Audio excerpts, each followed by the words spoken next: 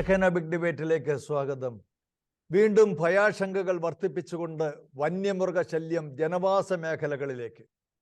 കോട്ടയം ജില്ലയിൽ എരുമേലിക്കടുത്ത് കണമലയിൽ രാവിലെ വീടിൻ്റെ ഉമ്മറത്ത് പത്രം വായിച്ചുകൊണ്ടിരുന്ന പുറത്തേൽ ചാക്കോച്ചനും അതിരാവിലെ റബ്ബർ തോട്ടത്തിൽ ജോലി ചെയ്യുമ്പോൾ പ്ലാവനക്കുഴിയിൽ തോമസും, ഒപ്പം കൊല്ലം ജില്ലയിൽ അഞ്ചലിനടുത്ത് ഇടമുളയ്ക്കലിൽ സാമുവൽ വർഗീസും കാട്ടുപോത്തിന്റെ ആക്രമണത്തിൽ ദാരുണമായി കൊല്ലപ്പെട്ടു. ഒപ്പം ചാലക്കുടിയിലും സമാനമായ ഒരു സംഭവം ഉണ്ടായിട്ടുണ്ട്. പക്ഷേ അവിടെ ആരും മരിച്ചിട്ടില്ല എന്ന് മാത്രം. വനസംരക്ഷണ നിയമങ്ങളും വന്യജീവി സംരക്ഷണ നിയമങ്ങളും എല്ലാം ചേർന്ന് മനുഷ്യജീവന്റെ സംരക്ഷണം അവതാളത്തിലാക്കിയിരിക്കുകയാണ്. മനുഷ്യരെക്കാൾ മൃഗങ്ങൾക്ക് വില കൽപ്പിക്കുന്ന നിയമസംഹിതയുള്ള ഒരു നാട്ടിൽ മനുഷ്യജീവിതം ദുസ്സഹമായി തീരുമ്പോൾ സംരക്ഷണം കൊടുക്കേണ്ട സർക്കാർ സംവിധാനങ്ങൾ നോക്കുകുത്തികളാകുമ്പോൾ ഷെഖേന ബിഗ് ഡിബേറ്റ് ചർച്ച ചെയ്യുന്നു, പോത്തിനോട് വേദമോതിയിട്ട് എന്ത് കാര്യം? ഈ ചർച്ചയിൽ പങ്കെടുക്കുന്നു പൂഞ്ഞാർ മുൻ MLA ശ്രീ PC ജോർജ്, കത്തോലിക്ക കോൺഗ്രസ് താമരശ്ശേരി രൂപത പ്രസിഡന്റ് ഡോക്ടർ ചാക്കോ കാളാമ്പറമ്പിൽ, മാധ്യമ പ്രവർത്തകൻ ശ്രീ ജോൺസൺ കൊച്ചുപറമ്പിൽ, ഒപ്പം എരുമേലി പഞ്ചായത്ത് പ്രസിഡന്റ് ശ്രീമതി സുബി സണ്ണിയെയും ഈ ചർച്ചയിലേക്ക് പ്രതീക്ഷിക്കുന്നു. ഏവർക്കും സ്വാഗതം.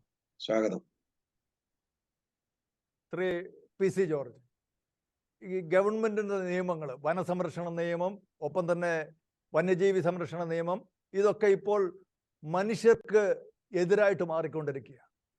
ഗവൺമെന്റിന്റെ സർക്കാരിന്റെ നിലപാടുകൾ ഈ തരത്തിൽ തന്നെ മുന്നോട്ട് പോയാൽ ഈ നാട്ടിലെ ജനങ്ങളുടെ ജീവിക്കാനുള്ള അവകാശത്തെ തന്നെ ഹനിക്കത്തക്ക രീതിയിലേക്ക് അത് മുന്നോട്ട് പോയിക്കൊണ്ടിരിക്കുക. ഈ രാവിലെ അപകടം നടന്ന ഈ കണമല ഉൾപ്പെടുന്ന പ്രദേശം അങ്ങയുടെ മണ്ഡലത്തിൽ, അങ്ങ് മുൻ MLA ആയിരിക്കുന്ന സമയത്ത് എനിക്കറിയാം, അങ്ങയുടെ കൈവെള്ളയിലെ രേഖ പോലെ തന്നെ വളരെ പരിചിതമായ ഒരു സ്ഥലമാണ് ഈ കണമല. ഇവിടെ നടന്ന ഈ ദാരുണ സംഭവത്തെക്കുറിച്ച്, ഗവൺമെന്റിന്റെ നിലപാടുകളെക്കുറിച്ച് അങ്ങേക്ക് എന്താണ് സൂചിപ്പിക്കാനുള്ളത്? ആദ്യം എനിക്ക് പറയാനുള്ളത് ശക്തമായ പ്രതിഷേധം.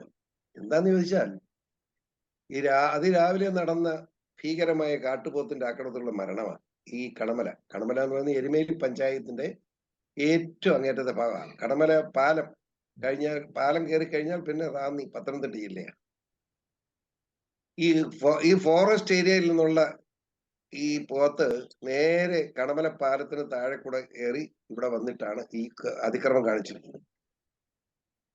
അത് രസം എന്താ, ഒരു റബ്ബർ വെട്ടിക്കൊണ്ടിരുന്ന പാവപ്പെട്ട ഒരു തോമസിനെ മൃഗീയമായി കുത്തിശേരിപ്പെടുത്തി. തീർന്നില്ല, രണ്ടാമതാണ് ഓരോന്ന് ചാടി, കാട്ടുപോത്തൊരു കയ്യാലെ ചാടി നേരെ ഈ ചാക്കോച്ചൻ എന്ന് പറയുന്ന പത്രം വായിച്ചിരിക്കുന്ന മനുഷ്യന്റെ മുഖത്തോട്ടാണ്. ഏതാണ്ട് അവിടെ രണ്ട് പിള്ളേരുടെ കാര്യം പുറത്തു വിട്ടിട്ട് 2 പിള്ളേർക്കും പരിക്ക് പറ്റിയിട്ടുണ്ട്. ഒരാൾ അന്നേരം മരിച്ചു, ഒരാൾ മെഡിക്കൽ കോളേജിൽ ഓൺ ദി വേ മരിച്ചുപോയി. എനിക്ക് സങ്കടവും സഹതാപവും അല്ല, പ്രതിഷേധം എന്താന്ന് വെച്ചാൽ, ഈ നേരമായിട്ടും അവിടെ ജനം ഒറ്റക്കെട്ടായിട്ട് സംഘടിച്ചതിന് പരിഹാരം ഉണ്ടായിട്ടേ ഇവിടെ വണ്ടി വിടും യാത്ര സമ്മതിക്കുന്നു ജനം കൂടി നിൽക്കുകയാണ്. അവിടെ കണമല, അവിടെ പത്തനംതിട്ട ജില്ലാ കളക്ടർ ചെന്നിട്ടുണ്ട്, മന്ത്രി വാസവൻ ചെന്നിട്ടുണ്ട്, ഇങ്ങനെ പല മാന്യന്മാരും ചെന്നിട്ടുണ്ട്. നമ്മുടെ BJPയുടെ ഹരി അവിടെ ചെന്നിട്ടുണ്ട്. അവർക്ക് ഞാൻ വിളിച്ചു. എന്താ അവിടെ നടന്നുകൊണ്ടിരിക്കുന്നത്? ചർച്ച എന്താ, 5 ലക്ഷം രൂപ കൊടുക്കുന്ന കാര്യം എന്ന്. 5 ലക്ഷം രൂപ എന്താണെന്നറിയോ? അത് കേന്ദ്ര ഗവൺമെന്റ് ഫണ്ടാണ്. ഇവന്റെ ഔദാര്യം വേണ്ട, പാശവന്റെയും കൂശവന്റെയും ഒന്നും ഔദാര്യം വേണ്ട. കേന്ദ്ര ഗവൺമെന്റിനോട് പല നിയമപ്രകാരം തന്നെ അവിടെ ഉണ്ടായ 5 ലക്ഷം അന്നേരം കേന്ദ്ര ഗവൺമെന്റ് കൊടുക്കും. ആ പണം കൊടുക്കുന്നതിന് ദിവസം നിശ്ചയിക്കാൻ വേണ്ടി ചർച്ച നടത്തി. ഇവരൊക്കെ മനുഷ്യനാണ്. ഞാൻ ചോദിക്കട്ടെ, ഈയുടെ ബോട്ടപകടം ഉണ്ടായല്ലോ, ബോട്ടപകടം ഉണ്ടായിട്ട് പോസ്റ്റ്മോർട്ടം നടത്തി റിപ്പോർട്ടെല്ലാം മേടിച്ച് കാവൻറ്റ് കൂടിയാണോ രൂപ കൊടുത്തത്? 10 ലക്ഷം രൂപ വെച്ചു. പക്ഷെ ഒരു ഗവൺമെന്റിന്റെ നടപടിക്രമമാണ് എന്റെ മുമ്പിലുള്ള പ്രശ്നം. എന്റെ ഗവൺമെന്റ് വാസം എന്നാണ് അവിടെ വെടിവെച്ചോളാം. ആരെ വെടിവെക്കാൻ നിങ്ങൾ പറയുന്നത്? വെടിവെച്ചോളാം, ആരെ വെടിവെക്കും? കാട്ടുപോത്ത് ഇറങ്ങിയിട്ട് കൊലപാതകം കഴിച്ച് കാട്ടുപോത്ത് നേരെ അപ്പുറേ ആറ്റിച്ചാടി നേരെ ഫോറസ്റ്റിൽ കയറി. ആ കാട്ടുപോത്ത് എവിടെ പോയി വെടിവെക്കണം എന്നെങ്കിലും പറയുന്നു? അയാൾ ഉദ്ദേശിച്ച വെടി നടക്കും, ഉണ്ടയില്ലാത്ത വെടി, ആ വെടി ഇപ്പൊ നടക്കുന്നു. ചിരിക്കുകയല്ല, എന്ത് മറുപടി പറയും? ഈ മരണവില ചിരിച്ചാൻ ഇത് കേട്ടപ്പോൾ. ഇത് ചിരിക്കാൻ പറ്റുകയല്ല, മനസ്സനുവദിക്കുന്നില്ല. അവിടെ ജനം ഇതുപോലെ സംഘടിച്ചില്ലായിരുന്നെങ്കിൽ ഒരു പട്ടിക്കുറുക്കം തിരിഞ്ഞു കുറവായിരുന്നു. നാളെ ഞാൻ അറിഞ്ഞിടത്തോളം നാളെ 4 മണിക്കാണ് ഒരു ശവസംസ്കാരം. ഒരാളുടെ ഒരു കുഞ്ഞു മകനോ മകളോ മറ്റോ വിദേശത്ത് വരാനുണ്ട്, അവര് നാളെ ഉണ്ടാവില്ല എന്ന് പറഞ്ഞു. ഏതായാലും നാളെ 2 മണി മുതൽ 4 മണി വരെ കടമന സ്കൂളിൽ പൊതുദർശനം വെച്ചിട്ടുണ്ടെന്നാണ് അവിടുത്തെ പഞ്ചായത്ത് പ്രസിഡന്റ് നമ്മുടെ മിസസ് സുധി ഷണ്ണി എന്നെ എന്നോട് പറഞ്ഞത്. അവരാണ് വളരെ മാന്യമായിട്ട് അവിടെ കാര്യങ്ങളൊക്കെ നോക്കിക്കൊണ്ടിരിക്കുന്നത്. കളക്ടർ എന്നും മന്ത്രി എന്നും. അതുകൊണ്ടോ ന്യായമായിട്ട് 1 കോടി രൂപ ആ നിമിഷം നഷ്ടപരിഹാരം പ്രഖ്യാപിക്കണ്ട ഈ ഗവൺമെന്റ്. ഞാൻ ചോദിക്കട്ടെ, ഈ മൃഗത്തിനെ കൊല്ലാൻ പാടില്ല, ഈ മൃഗത്തെ തൊട്ടാ എത്ര കേസാ? ഒരു 6 കൊല്ലം ജയിലിൽ 7 കൊല്ലം ജയിലിൽ കിടക്കേണ്ടി വരികയല്ലേ? തൊടാൻ പറ്റുമോ? കാട്ടുപോത്ത് ഇങ്ങോട്ട് ആക്രമിച്ചാലും കാട്ടുപോത്തിനെ തൊടാൻ പാടില്ല. വന്യമൃഗത്തിനെ തൊട്ടാലുള്ള ശിക്ഷ എത്ര വലുതാ? ജാമ്യമില്ലാത്ത അറസ്റ്റല്ലേ? അങ്ങനെ നിയമം കിടക്കുക. ഞാൻ ചോദിക്കുന്നത്, അല്ല, അതാണ് ഞാൻ ആദ്യത്തെ ചോദ്യം അങ്ങോട്ട് ചോദിച്ചത്. ഈ വന്യമൃഗ സംരക്ഷണ നിയമങ്ങൾ, വനസംരക്ഷണ നിയമങ്ങൾ, ഇതൊക്കെ വാസ്തവത്തിൽ മനുഷ്യനെ സഹായിക്കാൻ വേണ്ടിയാണോ അതോ മൃഗങ്ങളുടെ സഹായത്തിന് വേണ്ടിയിട്ടുള്ളോ? മൃഗങ്ങളുടെ സഹായത്തിന് വേണ്ടി. അല്ല, അത് ക്ലിയർ അല്ലേ?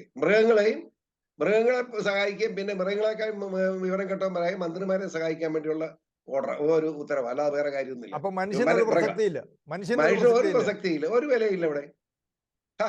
ഇവിടെ ഇപ്പൊ ഈ ബഫർ സോൺ ഇഷ്യൂ ഉണ്ടായല്ലോ. അപ്പൊ ഫോറസ്റ്റിൽ നിന്ന് 1 കിലോമീറ്റർ ഇപ്പുറം ബഫർ സോൺ വേണമെന്ന് പറഞ്ഞ് വഴക്കായിരുന്നല്ലോ. അവസാനം സുപ്രീം കോടതി ഇടപെട്ടു. കേന്ദ്ര ഗവൺമെന്റ് പറഞ്ഞു കഴിഞ്ഞപ്പോ ഇപ്പൊ 0 പോയിന്റ് ആയി ബഫർ സോൺ. അപ്പൊ ഞാൻ പറയുന്നത്, ബഫർ സോൺ വന്ന നമ്മൾ പരിഹാരം കൂടെ ആലോചിക്കണ്ടേ? ആ സാഹചര്യത്തിൽ കേരളത്തിന്റെ ഫോറസ്റ്റ് ഏരിയ മുഴുവൻ സൗരോർജ്ജ വേലി കെട്ടിയാൽ വേണ്ട, സൗരോർജ്ജ വേലി കെട്ടാൻ ബുദ്ധിമുട്ടാണ്. ഞാൻ 27 കിലോമീറ്റർ നമ്മുടെ കോരുത്തോട് എരുമേലി ഫോറസ്റ്റ് ഏരിയ മുഴുവൻ സൗരോർജ്ജ വേലി കെട്ടുക. ഇപ്പൊ ഒന്നുമില്ല. എവിടെ പോയത്? ഞാൻ MLA സ്ഥാനം ഇരിക്കുന്നിടത്തോളം കാലം ഉണ്ടായിരുന്നല്ലോ അത്. ആ മേഖല ഒറ്റ കാട്ടുപോത്ത് ഒരു ആന ഇറങ്ങലായിരുന്നു. ആനയൊക്കെ 100 മൈലായിരുന്നു ഓടുന്ന ഇങ്ങോട്ട് വന്നേച്ച്. പാമ്പ് പോലും വരികയായിരുന്നു. കാരണം പാമ്പ് തല വയ്ക്കാതെ പാമ്പ് ആവുമായിരുന്നു. ഒരു പുലിയും ഇപ്പൊ ആ വേലി മുഴുവൻ നശിപ്പിക്കപ്പെട്ടെന്ന് ഇപ്പൊ ഇല്ലെന്നേ. അവിടെ സാധനം ഇല്ല. ഇപ്പൊ അവിടെ ഉണ്ടായത് ആ മേഖലയല്ല കേട്ടോ. ആ കാട്ട് നമ്മുടെ സൗരോർജ്ജ വേലി വെച്ച ഭാഗത്തല്ല ഇപ്പൊ അവിടെ ഉണ്ടായിരിക്കുന്നത്. ഇത് ശരിക്കും മനസ്സിലാക്കുന്നത് ജനവാസ മേഖലയിലാണെന്നുള്ളതാണ്. അതെ അതെ. ഇത് ജനവാസ മേഖല എന്ന് പറഞ്ഞാൽ അവിടെ കണമല എന്ന് പറഞ്ഞ ഒരു ടൗൺ ആണ്. നീ കണമല ടൗണിൽ നിന്നുള്ള പാലം നേരെ റാന്നിയിലേക്ക് പോകാനായിട്ടുള്ള പാലമാണ്. അത് പത്തനംതിട്ട ജില്ലയിലേക്ക് കയറുകയാണ്. ആ പത്തനംതിട്ട കയറുന്നിടത്ത് ഇടതുവശം കംപ്ലീറ്റ് ഫോറസ്റ്റ് ആണ്, വലതുവശം ഫോറസ്റ്റ് ഉണ്ട്. ആ ഫോറസ്റ്റിൽ നിന്നുള്ള കാട്ടുപോത്താണ് ഇപ്പോൾ നീ ആക്രമണം നടത്തിയിരിക്കുന്നത്. ആ കാട്ടുപോത്ത് ഈ നമ്മൾ പണിത പുതിയ പാലത്തിന്റെ കീഴെയുള്ള പണ്ട് കാലത്ത് നടന്നു പോകാൻ വേണ്ടി കുറെ കല്ല് എടുത്തിട്ടിരുന്നു ആ നാട്ടുകാർ വണ്ടി കടത്താൻ. ആ അതിലൂടെ കടന്ന് കാട്ടുപോത്ത് ഇപ്പറ വന്നു. എന്നിട്ട് ഈ ക്രൂരമായ കൃത്യം നിർവഹിച്ചതിന് ശേഷം കാട്ടുപോത്ത് വളരെ വലിയ ബുദ്ധിമാനായ കാട്ടുപോത്തായാലും നേരെ അപ്രവേശത്ത് ഇറങ്ങി കടമല ആറ്റിലൂടെ തന്നെ അക്കരെ കയറി കാട്ടിലോട്ട് കയറിപ്പോയി. അതിനെ വെടിവെച്ചോളാൻ വാസവം പറയുന്നത്. അതിനെ എവിടെ പോയി വെടിവെക്കുന്നു? കണ്ടുകെട്ടുണ്ട്. അതിന് കാട്ടുപോത്ത് കൂട്ടത്തിൽ ചെന്നപ്പോ ഏത് കാട്ടുപോത്താന്ന് എങ്ങനെ അറിയും? ചുമ്മാ അന്നേരം വെടിവെക്കാൻ ഇങ്ങനെ ഉണ്ടയില്ലാത്ത വെടിയും കൊണ്ട് നടക്കുക കുറെ മന്ത്രിമാര്. അല്ലാതെ എന്താ കാര്യം? വളരെ ദയനീയമായി പോയി. ദയനീയമല്ല, ഭീകരമായി പോയി. നാളെ ശവടക്ക് ഞാൻ നാളെ പോകുന്നുണ്ട്. ശവടക്ക് തീർച്ചയായിട്ടും. ഇന്ന് ഞാൻ അവിടെ പോകണമെന്ന് ആത്മാർത്ഥമായി ആഗ്രഹിക്കും. ഇപ്പോഴും എന്നെ മനസ്സിലാക്കുന്നു. പക്ഷെ അന്നേരെ പറയും PC വന്ന് വഴക്കുണ്ടാക്കുന്നത്. ഞാനത് കേൾക്കുന്നത് ശരിയല്ലല്ലോ. ഞാൻ 2 കൊല്ലമായി ഒരു കാര്യത്തിൽ ഇടപെടുന്ന പ്രശ്നമില്ല. കാരണം ജനപ്രതിനിധികൾ അവർക്ക് ജോലി നിർവഹിക്കട്ടെ. അവരെ ഒന്ന് വിമർശിക്കാൻ പോലും ഞാൻ തയ്യാറില്ല. സുബിസാണ്ടി പഞ്ചായത്തോട് ചോദിച്ചോളൂ, ഞാൻ മിണ്ടിയിട്ട് പോലില്ല. എനിക്ക് നല്ലോണം പരിചയമുള്ള, എനിക്ക് ഏറ്റവും വേണ്ടപ്പെട്ട കുട്ടിയാണത്. ചോദിച്ചോളൂ. ഇന്നാണ് ആദ്യമായിട്ട് ഞാൻ ഫോണിൽ വിളിക്കുക 2 കൊല്ലത്തിനായി. ഞാൻ വിളിക്കാറില്ല. കാരണം ജനപ്രതിനിധി അവരുടെ ജോലി നിർവഹിക്കണം. അതിനിടയ്ക്ക് പാരയും വഴക്കുമായിട്ടൊന്ന് നടക്കുന്ന ജോലി രാഷ്ട്രീയക്കാരതല്ല, പാടില്ല എന്ന എന്റെ ഉറച്ച അഭിപ്രായം. അതുകൊണ്ടാണ് ഞാൻ പോകാത്തത്. ഞാൻ അതുകൊണ്ടാണ് ഇന്ന് ഞാൻ പോകാത്തതിന് കാരണം വെച്ചാൽ ഇന്ന് ചെന്നാൽ ഞാൻ അവിടെ ചെന്നാൽ ഈ ബഹളം മുഴുവൻ PC ഉണ്ടാക്കിയതെന്ന് പറയും. എന്നിട്ട് ഞാനത് കേൾക്കണം. അതുകൊണ്ടാണ് ഞാൻ നാളെ ഉള്ളെന്ന് പറഞ്ഞത്. ഒന്ന് ബന്ധപ്പെടാനായിട്ട് ഞങ്ങൾ ശ്രമിച്ചിരുന്നു. പക്ഷെ അദ്ദേഹം കേരളത്തിലില്ല. അദ്ദേഹം പുറത്തവിടെ യാത്രയിലാണെന്നാണ് അറിയാൻ കഴിയുന്നത്. പക്ഷെ അത് ഇന്നലെ ഈ തെടനാട് ഞാൻ സംസാരിക്കുന്ന സ്ഥലത്ത് നിന്ന് 3 കിലോമീറ്റർ അപ്പുറം തെടനാട്ടുണ്ടായിരുന്നു. അവിടെ ഒരു പഞ്ചായത്ത് ഒരു പ്രസിഡന്റ് അവിശ്വാസമായിരുന്നു. അവിശ്വാസം പാസ്സാക്കണം മാണി ഗ്രൂപ്പിന്റെ ആളെന്ന് പറഞ്ഞ് അവിടെ വന്ന് നമ്മുടെ ഒരു പഞ്ചായത്ത് മെമ്പറെ വീട്ടിൽ വന്ന്, അതായത് നമ്മുടെ നമ്മുടെ ഈ വാർഡിലെ മെമ്പറാ നമ്മുടെ പേര് ഞാൻ മറന്നു. അവിടെ വന്ന് 2 മുതൽ 3 പ്രാവശ്യം ഇന്നലെ അയാള് ഈ അവിടുത്തെ മെമ്പറെ ചാക്കിടാൻ വേണ്ടി വന്നു. മെമ്പറെ പഞ്ചായത്തിനോട് പറഞ്ഞു വിട്ടിട്ട് പഞ്ചായത്ത് ചെന്നൊന്നറിയാൻ വേണ്ടി പഞ്ചായത്തിൽ വന്നു. അപ്പോഴത്തേനും മെമ്പർ പോകേണ്ടടുത്ത് നമ്മുടെ വേറെ വീട്ടിൽ വന്ന് അവിടെ ഇരുന്നു. അതുകൊണ്ട് പിന്നെ അവിശ്വാസം പാസ്സായില്ല. അവിശ്വാസം തീർന്ന് സൂക്കടം തീർന്ന് പോയി. ഇന്നലെ അവിടുന്ന് പോയതാണ് MLA. പിന്നെ ഇന്ന് രാവിലെയാണ് അദ്ദേഹം യാത്ര പോയതെന്നാണ് അറിയാൻ കഴിഞ്ഞത്. അപ്പൊ അപകടം ഉണ്ടായെന്ന് അറിഞ്ഞത് വിട്ടുപോയതായിരിക്കും. അല്ല, ഒരുപക്ഷെ അറിയുന്നതിന് മുമ്പ് പോയതായിരിക്കാം. അത് രാവിലെ പോയതായിരിക്കാം. ഈ വിമാനം എന്ന് പറയുന്ന സാധനം ഉണ്ടല്ലോ ഇന്ത്യ മഹാരാജ്യത്ത്. ബാംഗ്ലൂർ വരെ പോയതുണ്ടെങ്കിൽ 1.5 മണിക്കൂർ കൊണ്ട് ഇവിടെ എത്താമല്ലോ. ഇതൊരു മര്യാദയില്ലേ? അതിൽ എത്ര ഞാൻ പറയുന്നില്ല. അതൊക്കെ ഞാൻ പറഞ്ഞു. ഞാൻ വിമർശനത്തിൽ ഇന്ന് വരെ MLA പറ്റിയോ പഞ്ചായത്ത് മെമ്പർമാരെ പറ്റിയോ പോലും ഞാനൊന്നും പറയാറില്ല. അതിന് ഞാൻ തയ്യാറില്ല. അതുകൊണ്ടേ. പക്ഷെ ഇവിടെ നമ്മുടെ ഒരു പ്രശ്നം ഇവിടെ ഞാൻ ചോദിക്കുന്നത്, വനമന്ത്രി അടുത്ത കാലത്ത് ഒരു പ്രസ്താവന കണ്ടു. 800-ന് മുകളിൽ ആളുകളാണ് മൃഗങ്ങളുടെ കാട്ടാനി ഉൾപ്പെടെ മൃഗങ്ങളുടെ ആക്രമണം കൊണ്ട് കൊല ചെയ്യപ്പെട്ടിരിക്കുന്നു. ഇവർക്കെല്ലാം നഷ്ടപരിഹാരം 5 ലക്ഷം 2 ലക്ഷം നടക്കുക. അത് മതിയോ? രൂപയല്ല ഇവിടെ പ്രശ്നം. ഇനി ഈ കൊലപാതകം നടക്കാതിരിക്കാൻ എന്താ മാർഗം ആലോചിക്കണ്ടേ? ഈ നഷ്ടപരിഹാരം കൊടുക്കുന്ന പണം, ഞാൻ പറയും കേന്ദ്ര ഗവൺമെന്റിന് പണം കിട്ടാം. അതുപോലെ നമ്മുടെ UN അവിടുന്ന് UN ഉണ്ട്, പരിസ്ഥിതി വകുപ്പുണ്ടോ അവരുടെ, അവിടുന്ന് പണം കിട്ടും. അവിടുന്ന് പണം മേടിച്ച് ഒരു 5 അടി അല്ലെങ്കിൽ 10 അടി പൊക്കത്തിൽ 5 അടി 6 അടി പൊക്കത്തിൽ കയ്യാൽ കിട്ടിയാൽ മതി. ടോട്ടലായിട്ട് കെട്ടിക്കളയണം. അത് വലിയ ബുദ്ധിമുട്ടുള്ള കാര്യമല്ലല്ലോ. ജനം സഹകരിക്കണം. സർക്കാരിന്റെ കാശ് കൂടുതൽ വേണ്ടല്ലോ. അങ്ങനെ ഒരു പ്രശ്നം തീർത്താൽ എന്താ ഈ കുഴപ്പം? എനിക്ക് മനസ്സിലായില്ല. എന്തുകൊണ്ട് ഞാനിത് ഇപ്പൊ ഇവിടെ പറഞ്ഞു. ഞാൻ നിയമസഭയിൽ എത്ര പ്രാവശ്യം പറഞ്ഞത്? ഞാൻ നിയമസഭയിൽ പരസ്യമായിട്ട് പറഞ്ഞല്ലോ, ഈ വനഭൂമിയിൽ നിന്ന് കൃഷിഭൂമിയിലേക്ക് ഇറങ്ങുന്ന മൃഗങ്ങൾ ഏതാണല്ലോ അതിനെ വെടിവെക്കാൻ നിയമം ഉണ്ടാകണം. വെടിവെച്ചു കൊല്ലണം കൃഷിക്കാരൻ. ഞാൻ പറഞ്ഞു. നമ്മുടെ റാന്നി അപ്പുറത്തൊക്കെ ഞാൻ വന്നതാ. അവിടെ ഞാൻ കൃഷിക്കാരെ കൂട്ടിയത്. കൃഷിക്കാരെ ഇറക്കിവിടാൻ ഫോറസ്റ്റുകാരന് വലിയ കഴപ്പാ. കൃഷിക്കാരൻ മുതിർന്ന് കയറാനും നിർബന്ധം അവന്. ഞാൻ റാന്നി എപ്പോഴും ഓർക്കുന്നു. ആ മേഖല വന്ന് ഞാൻ സൂക്കെടുത്ത് നിർത്താൻ പോയി. ഞാൻ അന്ന് വെറ്ററി കമ്മിറ്റി ചെയർമാനായിരിക്കുമ്പോൾ ഫോറസ്റ്റുകാരൻ എന്ന് പറഞ്ഞാൽ അവൻ മനുഷ്യനാണ്. അപ്പം ആ കാട്ടിക്കടന്ന് അവൻ മൃഗങ്ങളെ പോയി മൃഗമായിപ്പോയി. ശരിക്കും ആ ഒരു ചോദ്യം ഒരിക്കൽ കൂടെ ഒന്ന് ചോദിക്കുകയാണ്. എന്തുകൊണ്ടാണ് ഈ ഫോറസ്റ്റുകാരും വാസ്തവത്തിൽ മനുഷ്യരല്ലേ? അവർക്കും കുടുംബവും കുട്ടികളൊക്കെ ഉള്ളവരല്ലേ? പിന്നെ എന്തുകൊണ്ടാണ് ഫോറസ്റ്റുകാര് ഇത്ര മൃഗീയമായ, ആ വാക്ക് തന്നെ ഉപയോഗിക്കേണ്ടി വരും, ഇത്ര മൃഗീയമായ രീതിയിൽ അവര് മനുഷ്യരോട് ഇടപെടുന്നത്?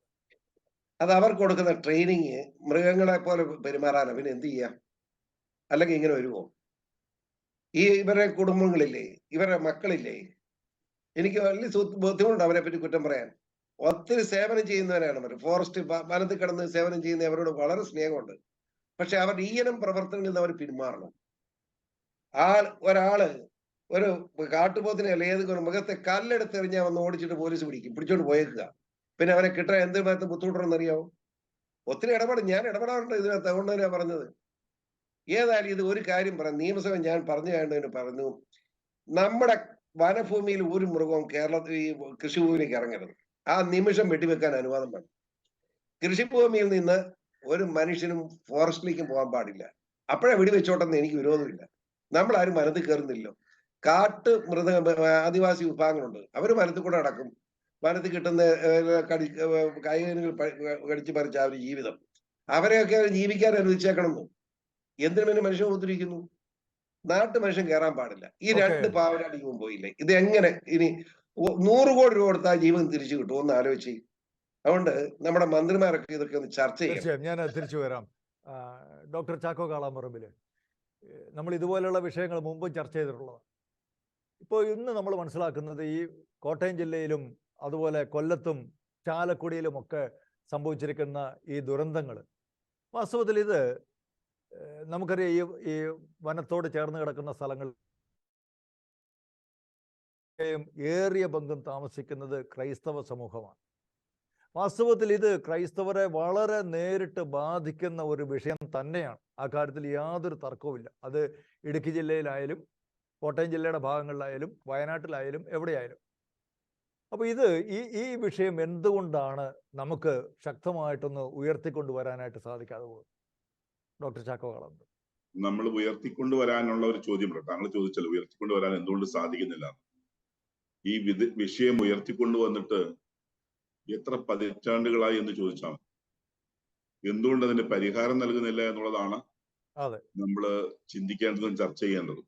വിഷയം ഉയർത്തിക്കൊണ്ടുവരാഞ്ഞിട്ടല്ല, മറിച്ച് ഉയർത്തിക്കൊണ്ടുവരുന്ന വിഷയങ്ങളോടുള്ള ഭരണ സംവിധാനങ്ങളുടെ സമീപനം, ഉദ്യോഗസ്ഥ വൃന്ദത്തിന്റെ സമീപനമാണ് ഇവിടെ മാറേണ്ടത്. ഇവിടെ കേരളത്തില് വന്യജീവി സങ്കേതങ്ങളുടെ ആകെ വിസ്തീർണം എത്രയുണ്ട്? 3200 ചതുരശ്ര കിലോമീറ്ററാണ്. കേരളത്തിലെ റിസർവ് ഫോറസ്റ്റ് ആകെ എത്രയുണ്ട്? 9500ഓളം ചതുരശ്ര കിലോമീറ്ററാണ്. റിസർവ് ഫോറസ്റ്റിനുള്ളിലായിരിക്കണം വന്യജീവി സങ്കേതങ്ങൾ എന്നുള്ളതാണ് അടിസ്ഥാനപരമായിട്ടുള്ള നിയമം. അപ്പൊ 9500-ലധികം ചതുരശ്ര കിലോമീറ്ററുള്ള റിസർവ് ഫോറസ്റ്റിന്റെ അന്തർഭാഗത്തായിരിക്കണം വന്യജീവി സങ്കേതങ്ങളുടെ സ്ഥാനം. കേരളത്തിൽ എന്ത് ചെയ്യുന്നു? കേരളത്തിൽ ഇത് ചെയ്യുന്നത് റിസർവ് ഫോറസ്റ്റുകളുടെ അതിർത്തി പങ്കിടുന്ന ജനവാസ കേന്ദ്രങ്ങളോട് ചേർന്ന് വന്യജീവി സങ്കേതങ്ങളുടെ അതിർത്തി കൊണ്ടുവയ്ക്കുകയാണ്. റിസർവ് ഫോറസ്റ്റിന്റെ മധ്യഭാഗത്ത് വെക്കേണ്ടുന്ന ഒരു സിമ്പിൾ ഉദാഹരണം പറഞ്ഞാൽ, ഒരു ഗ്രൗണ്ടിന്റെ നടുഭാഗത്ത് ഒരു പിച്ച്, ഒരു ക്രിക്കറ്റ് പിച്ച്. ആ ക്രിക്കറ്റ് പിച്ച് അതിന്റെ നടുഭാഗത്താണ് സാധാരണ വെക്കാറ്. അതിന്റെ ഫീൽഡ് ചുറ്റുമായിട്ട് കിടക്കുകയാണ്. സ്വാഭാവികമായിട്ട് ഇവിടെ വരേണ്ടത് ഈ ക്രിക്കറ്റ് പിച്ച് എന്ന് പറയുന്നത് ഒരു വന്യജീവി സങ്കേതമാണെങ്കിൽ ആ വന്യജീവി സങ്കേതം സ്ഥാപിക്കേണ്ടത് ആ വന്യജീവി സങ്കേതം ഉൾക്കൊള്ളുന്ന റിസർവ് ഫോറസ്റ്റിന്റെ മധ്യഭാഗത്തായിരിക്കണം. ഉദാഹരണം 100 ചതുരശ്ര കിലോമീറ്റർ ആണ് വന്യജീവി റിസർവ് ഫോറസ്റ്റിന്റെ വിസ്തീർണമെങ്കിൽ ഒരു 50-60 ചതുരശ്ര കിലോമീറ്റർ വന്യജീവി സങ്കേതത്തിനുള്ളൂ. അപ്പൊ അത് അതിന്റെ നടുഭാഗത്ത് കൊണ്ടുവച്ച് ചുറ്റുഭാഗവും വനത്തിന്റെ ഒരു സംരക്ഷിത മേഖല, ഒരു ബഫർ സോൺ ക്രിയേറ്റ് ചെയ്യണം എന്നുള്ളതാണ് അതിന്റെ നിയമപരമായിട്ടുള്ള വാസ്തവത്തിൽ എല്ലാ നിബന്ധനകളും. പക്ഷെ കേരളത്തിൽ എന്ത് ചെയ്യുന്നു? കേരളത്തിലെ ഈ വന്യജീവി സങ്കേതങ്ങളുടെ അതിർത്തി ജനവാസ കേന്ദ്രങ്ങളുമായി പങ്കിടുന്ന വിധത്തിൽ വെച്ചിരിക്കുന്നു. ഒന്നാമത്തെ പ്രശ്നം അവിടെയാണ്. അത് അടിസ്ഥാനപരമായിട്ട് മാറ്റി വന്യജീവി സങ്കേതങ്ങളുടെ അതിർത്തി റിസർവ് ഫോറസ്റ്റിന്റെ ഉള്ളിലേക്ക് മാറ്റി അതിന് സുരക്ഷിതമായ ഒരു ബഫർ സോൺ ഉണ്ടായി. ഈ സെന്റർ വന്യജീവി സങ്കേതത്തിൽ ഒരു കോർ സോൺ ഉണ്ട്. ആ കോർ സോൺ അത് ഒരു സാങ്ക്ടോറിയം എന്ന് പറയും. ഏറ്റവും പരിഭാവനമായ കരുതുന്ന കോർ സോണിൽ മാത്രമേ മൃഗങ്ങൾ പാടുള്ളൂ. അബദ്ധവശാൽ അവ പുറത്തേക്ക് ചാടിയാൽ പോലും അതിന്റെ വെളിയിൽ കിടക്കുന്ന റിസർവ് ഫോറസ്റ്റിനുള്ളിൽ അതിന് വരാം. അതിന്റെ വെളിയിലുള്ള മനുഷ്യ താമസിക്കുന്ന പ്രദേശത്തേക്ക് ഈ വന്യജീവികൾ ഒരു കാരണവശാലും വരാൻ പാടില്ല. അത് ഒരു വന്യജീവി സങ്കേതം രൂപപ്പെടുത്തുമ്പോൾ ശ്രദ്ധിക്കേണ്ട അടിസ്ഥാനപരമായ കാര്യം. ഇവിടെ വൈൽഡ് ലൈഫ് ബോർഡും റിസർവ് ഫോറസ്റ്റുകാരും തമ്മിലുള്ള ഗുസ്തി കാരണം, അങ്ങനെ തന്നെ പറയേണ്ടി വരും, ഇത് കൊണ്ടുവയ്ക്കുന്നത് പലപ്പോഴും വന്യജീവി സങ്കേതങ്ങൾ ജനവാസ കേന്ദ്രങ്ങളുടെ അതിർത്തിയിലായി പോകും. ഒന്നാമത്തെ കാരണം.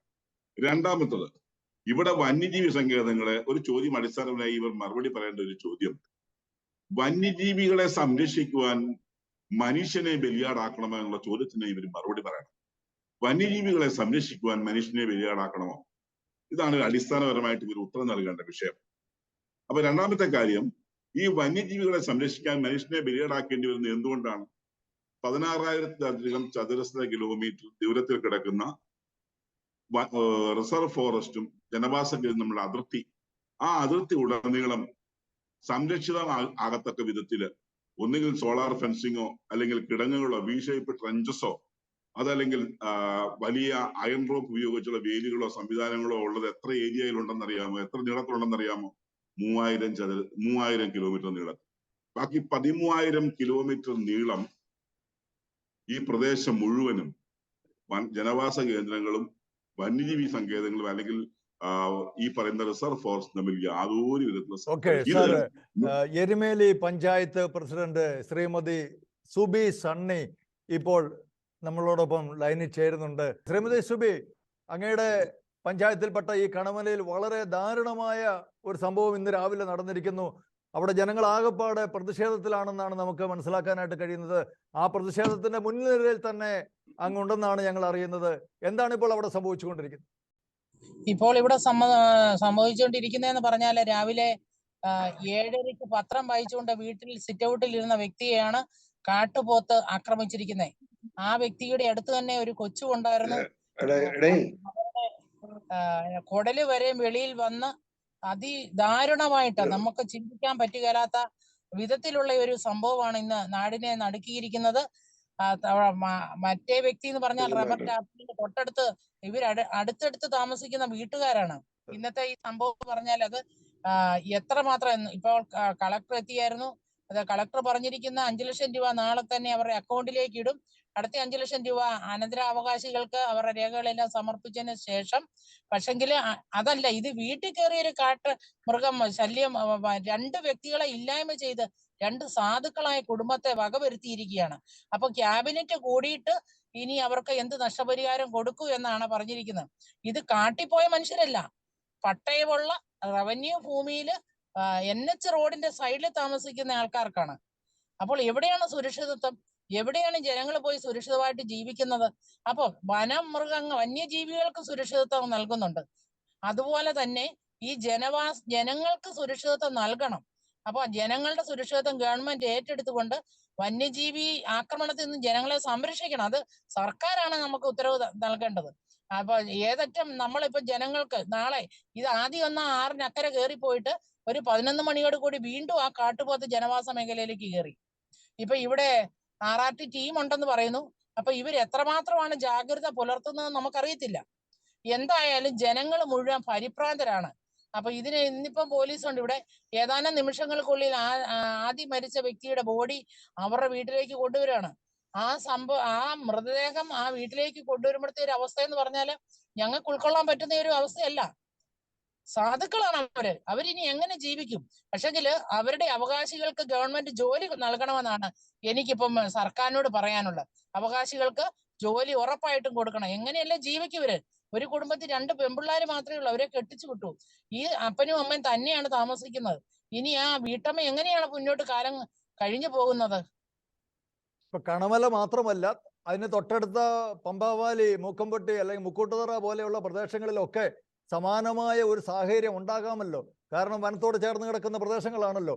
അപ്പോൾ അവിടെയുള്ള ജനങ്ങള് എത്രമാത്രം ഭയവിഹ്വലരായിരിക്കും. അവര് എങ്ങനെ രാത്രി അവർക്ക് കിടന്നുറങ്ങാൻ പറ്റും?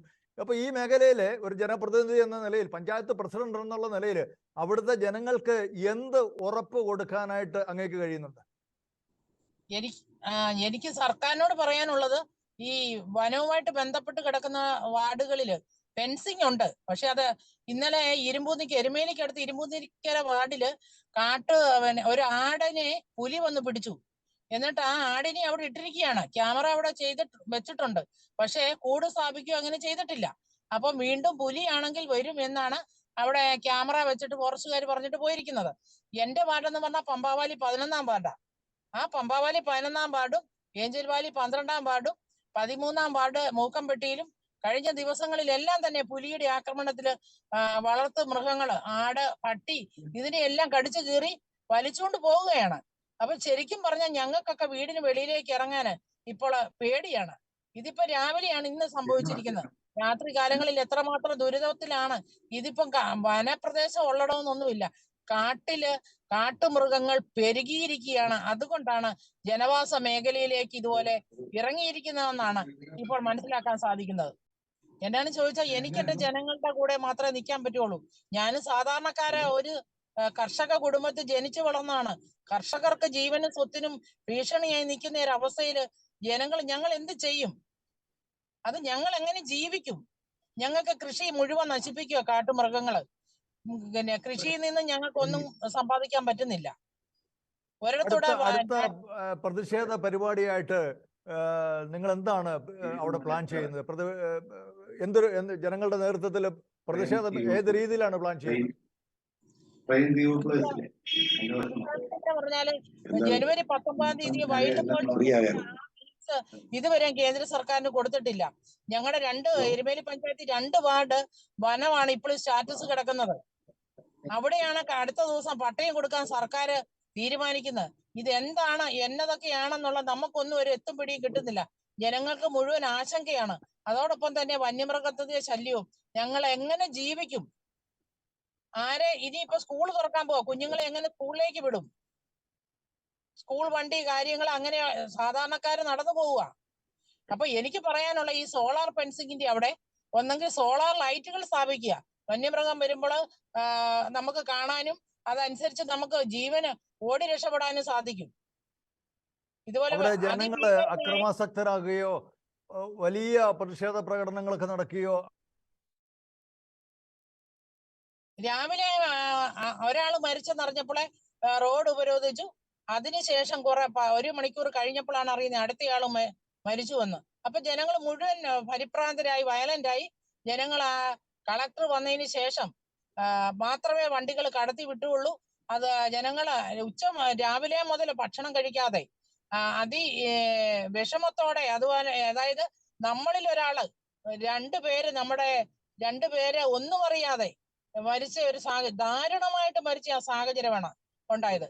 നമുക്ക് വീട്ടിൽ സുരക്ഷിതത്വമില്ല. കാട്ടിൽ കയറി ആക്രമിക്കാൻ പോയതല്ല, വീട്ടിലിരുന്ന് പത്രം വായിച്ചോട്ടെ വീട്ടിലെ ആദായം എടുക്കാൻ വേണ്ടി ഇറങ്ങി തിരിച്ചപ്പോഴാണ് ഈ സംഭവം മുഴുവൻ നടന്നിരിക്കുന്നത്. അതാണ് ജനം വയലന്റ് ആയിട്ട്. ഒരു ചോദ്യം, നാളെ 2 ശവടക്കം ഒന്നോ ഉള്ളോ? നാളെ ഒരു ശവടക്കം മാത്രം സാറേ. നാളെ ഒരാടെ ശവം 4 മണിക്കാണ് അടക്കാന്. അപ്പൊ ഇന്നിപ്പോ ഈ ഏതാനും നിമിഷങ്ങൾക്കുള്ളിൽ ബോഡി അവരുടെ വീട്ടിലെത്തും.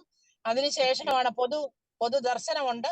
അത് പൊതുദർശനം കണമല സ്കൂളിലേക്ക് ആക്കാനാണ് തീരുമാനിച്ചിരിക്കുന്നത് സാറേ. അത് സമയം എപ്പോഴാന്ന് അറിയിക്കും. മറ്റേ ആളുടെ മകള് ആരാ വെളിയിലുണ്ട്, അവരെത്തിയതിനു ശേഷം മാത്രമേ തീരുമാനിക്കുള്ളൂ. അത് നാളെ തന്നെ ഉള്ളൂ, നാളെ അറിയും. വളരെ നന്ദി ശ്രീമതി സുബി സണ്ണി. ഇന്ന് രാവിലെ മുതൽ അങ്ങ് ഈ സംഭവ സ്ഥലത്തുണ്ടെന്നാണ് ഞങ്ങൾ മനസ്സിലാക്കുന്നത്. വളരെയധികം തിരക്കുകൾക്കിടയിൽ ഷെക്കേന ബിഗ് ഡിബേറ്റിനോട് സഹകരിക്കാൻ അവിടുത്തെ വിവരങ്ങളൊക്കെ നമുക്ക് പറഞ്ഞു തരുവാനായിട്ട് മനസ്സ് കാണിച്ചതിന് വളരെ നന്ദി. മനുഷ്യരെ ചവിട്ടിക്കൊന്ന ആനയ്ക്ക് പോലും ഫാൻസ് അസോസിയേഷൻ ഉണ്ടാക്കുന്ന ഒരു നാടാണിത്. അങ്ങ് ആ നാട്ടുകാരനുമാണ്. എന്താണ് വാസ്തവത്തിൽ ഈ നാട്ടിൽ സംഭവിച്ചുകൊണ്ടിരിക്കുന്നത്? നമ്മുടെ ജനത്തിനൊക്കെ സാമാന്യ വിവേകം എന്ന് പറയുന്നത് നഷ്ടപ്പെട്ടു പോകുന്നു. ഞാൻ അങ്ങോട്ട് പറയാനിരുന്ന ഒരു കാര്യം തന്നെയാണ് ഇങ്ങോട്ട് ചോദിച്ചത്. ഒരു വണ്ടിയില് അരിക്കൊമ്പൻ എന്നെഴുതി അത് ഇങ്ങനെ പരക്കം പാഞ്ഞു നടക്കും.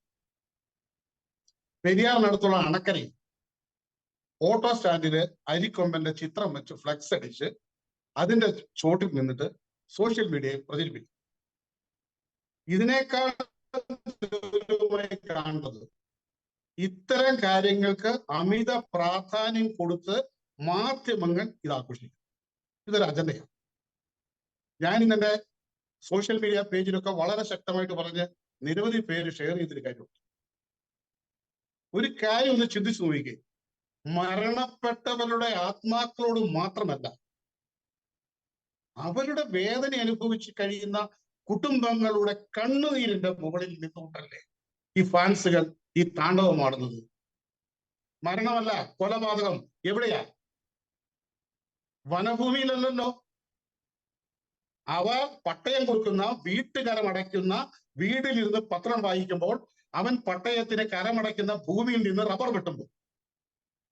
വിനോദ് സാറേ, കഴിഞ്ഞ ദിവസം ദാരുണമായ ഒരു കൊലപാതകം ഉണ്ടായല്ലോ ഡോക്ടർ വന്ദനയുടെ. വലിയ പ്രതിഷേധമുണ്ടായി. തുടർന്നുണ്ടായ നിയമം എന്താണ്? ആശുപത്രിയെ സംരക്ഷിത മേഖലയായി സർക്കാർ തീരുമാനിച്ചു. നല്ല കാര്യം, നല്ല കാര്യം. ആരോഗ്യ പ്രവർത്തകർക്ക് സംരക്ഷണം കിട്ടണം.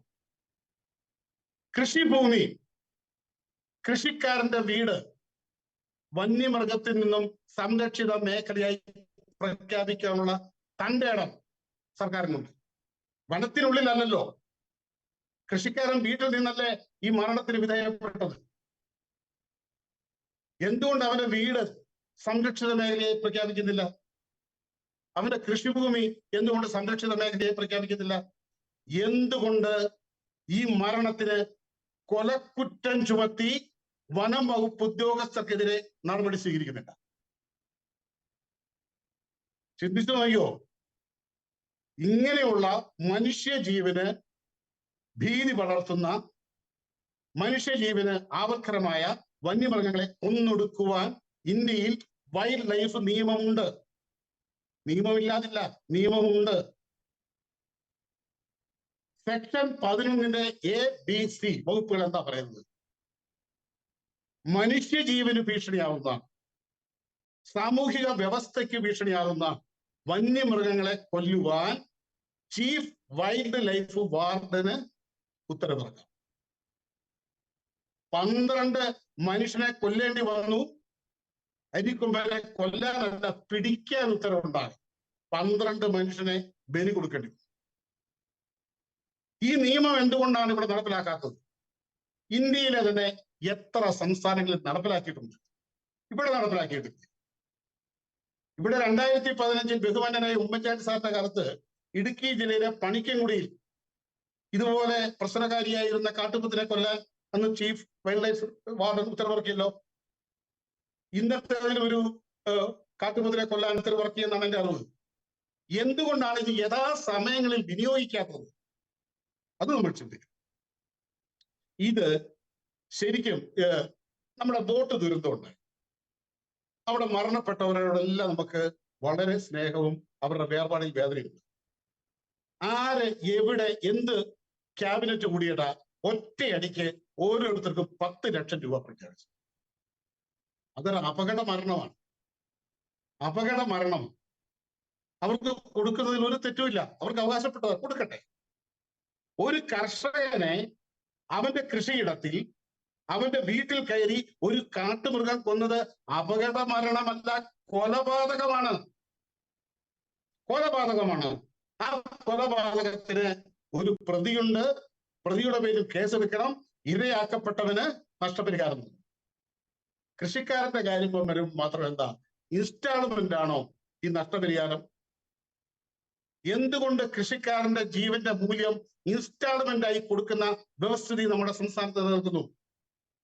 ജനം പ്രതിരോധിക്കണം, പ്രതിഷേധിക്കണം, കലക്ടർ വരണം, മന്ത്രി വരണം, ചർച്ച ചെയ്യണം. 5 ലക്ഷം ഒന്നാം തവണ, പ്രതിഷേധം ശക്തമായാൽ വീണ്ടും 5 ലക്ഷം. അതുകൊണ്ട് ഈ കൃഷിക്കാരന്റെ കാര്യം വരുമ്പോൾ മാത്രം ഇത്ര ഇൻസ്റ്റാൾമെന്റ് വ്യവസ്ഥയൊന്നും ഇല്ലാതെ മാന്യമായ നഷ്ടപരിഹാരം കൊടുക്കണം. 1. 2, ഇത്തരം കാര്യങ്ങൾ ഉണ്ടാകാതിരിക്കാനുള്ള മുൻകരുതലുകൾ സ്വീകരിക്കണം. ആ മുൻകരുതലുകളാണ് ബഹുമാനപ്പെട്ട പഞ്ചായത്ത് പ്രസിഡന്റ് പറഞ്ഞത്. കാളാമ്പറമ്പ് സാറ് ഫെൻസിങ്ങിന്റെ കിലോമീറ്റർ കണക്ക് പറഞ്ഞത്. ആ മുൻകരുതലുകൾ എന്തുകൊണ്ട് എടുക്കുന്നില്ല? മനുഷ്യനെ സംരക്ഷിക്കാൻ വേദി കെട്ടണ്ടേ? അതിനുവേണ്ടി വേദി കെട്ടണ്ട. ഈ വന്യമൃഗത്തെ സംരക്ഷിക്കാൻ കോടിക്കണക്കിന് രൂപ കാർബൺ ഫണ്ട് വാങ്ങിക്കുന്നില്ലേ? കോടിക്കണക്കിന് രൂപ വാങ്ങിക്കുന്നില്ലേ? അത് ചെലവഴിക്കുന്നതായിട്ട് കണക്ക് കാണിക്കുന്നില്ലേ? എന്നാ പിന്നെ ഈ വനത്തിനൊക്കെ ഫെൻസിങ് ഇട്ട് വന്യമൃഗങ്ങളെ സംരക്ഷിച്ചോ, വനത്തെ അങ്ങ് സംരക്ഷിച്ചോ. ബിനോയ് സാറേ, നമുക്കൊരു ദിവസം മൂന്നാറിൽ എങ്ങനെയാണ് ചന്ദന മരം സംരക്ഷിക്കുന്നത്? മുഴുവനും ഫെൻസിങ് അല്ല, ഇരുമ്പ് വേലിയിട്ടിരിക്കുക. ഒരു കമ്മ്യൂണിസ്റ്റ് പച്ച പറിക്കാൻ അകത്തോട്ട് കയറാൻ പറ്റത്തില്ല. അതുപോലെ ഈ വനാതിർത്തിക്ക് മുഴുവനും വേലി കെട്ടിട്ടുണ്ടേ. വന്യമൃഗങ്ങളെ അവിടെ സംരക്ഷിക്കട്ടെ, മനുഷ്യരിവിടെ ജീവിച്ചോളാം. അപ്പൊ ചുരുക്കി പറഞ്ഞാൽ ചന്ദനമരത്തിന്റെ വിലയൊന്നും മനുഷ്യനില്ല എന്നുള്ളതാണ്. അതാ ഞാൻ പറഞ്ഞത്. ആ വനം സംരക്ഷിക്കുന്നവര് ചന്ദനം സംരക്ഷിക്കുന്നത് പോലെ വന്യമൃഗങ്ങളെ സംരക്ഷിച്ചോട്ടെ. ഇപ്പോ ഇന്ന് ആനകളുടെ കണക്കെടുക്കാം. വനാതിർത്തികളെ 690 ബ്ലോക്കുകളാക്കി തിരിച്ചിട്ട് ആന, അതിനകത്ത് കൊമ്പനെത്ര, പിടിയാന എത്ര, കുട്ടികൾ എത്ര, അതിന്റെ പ്രായം എത്ര, അതിന്റെ ദിശ എത്ര, എല്ലാം ഇന്ന് എണ്ണമെടുക്കുക. വനത്തിനുള്ളിൽ താങ്ങുന്നതിലധികമായ വന്യമൃഗങ്ങളെ, ആനയായിക്കോട്ടെ, കാട്ടുപോത്തായിക്കോട്ടെ, പുലിയായിക്കോട്ടെ, കടുവയായിക്കോട്ടെ, അവയെ എന്തു ചെയ്യും?